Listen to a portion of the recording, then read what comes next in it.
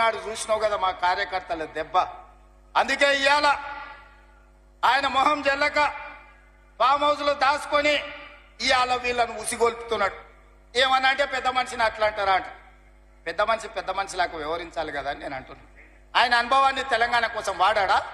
అధికారం పోతే బయటికి రాడా? బయటికి రానప్పుడు ప్రతిపక్ష హోదా ఎందుకు? 58 లక్షల జీతం ఎందుకు?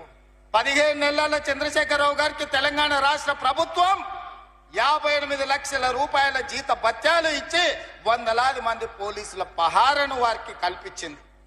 నేను అడుగుతున్న వారిని, నేను అడుగుతున్న మీడియా మిత్రులని, నేను అడుగుతున్న ఇక్కడికొచ్చిన మా అక్క చెల్లెలని, అక్క మనం ఎక్కడైనా జీతం ఉంటే నెల జీతం ఇచ్చిన యజమాని ఎందుకు వస్తలేవని అడగడా? ఇంట్లో వండుకుంటే అని నేను అడుగుతున్నా.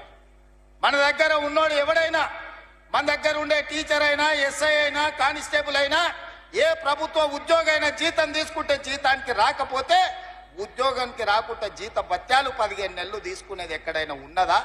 ఈ వెసులుబాటు ఎక్కడైనా ఉన్నదా అని నేను అడుగుతున్నా. మీడియా మిత్రులను కూడా అడుగుతున్నా. వారం రోజులు మీరు రిపోర్టు చేయకపోతే మీ యజమానులు ఊరుకుంటారా? ప్రతి నెల క్రమం తప్పకుండా జీత భత్యాలు తీసుకుంటున్న చంద్రశేఖరరావు గారు మీరు ఫామ్ హౌస్ లో వండుకొని ఏం సందేశాన్ని ఇవ్వదలుచుకున్నారు? అధికారం ఉంటే ఉంటా, లేకపోతే అలిగి పండుకుంటా అనేదా మీ విధానం అని నేను అడుగుతున్నా.